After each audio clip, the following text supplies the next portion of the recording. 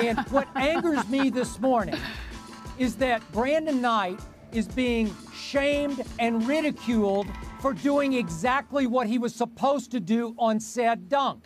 Greg Monroe, his center, his teammate, loses DeAndre Jordan running down the lane. So Brandon Knight says, you know what? I'm supposed to leave my man and come over and provide weak side help defense.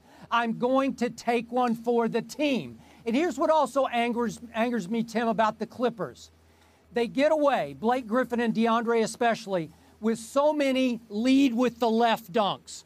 And I get sick and tired of it. To me personally, that's an offensive foul. I thought DeAndre led with his left forearm, elbow up. And just me, I would have called an offensive foul on it because I get sick and tired of seeing them get away with that. Of course, if I had called the offensive foul, I would have probably needed police protection to get out of Staples. And then, as the referee, I would have been shamed and ridiculed all day long in the sports media for taking that position of an offensive foul.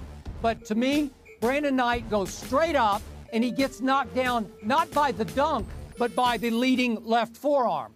To me, by the letter of the law, I'm saying that's an offensive foul. So all things considered, I'll give it a 6 on a scale of 10, and I think I'm much closer than most people are on this. Okay, so Skip, you say 6, Leg says 10. Let's bring in Stephen A. Smith. I mean, how impressed were you? On a scale of 1 to 10, you see Skip went all the way to 6. What's your thoughts on this? Well, that's Skip nature. Well, first of all, he's a contrarian. Secondly, he's the artist. He's just a master of pessimism. I would tell you that I would give it an 8.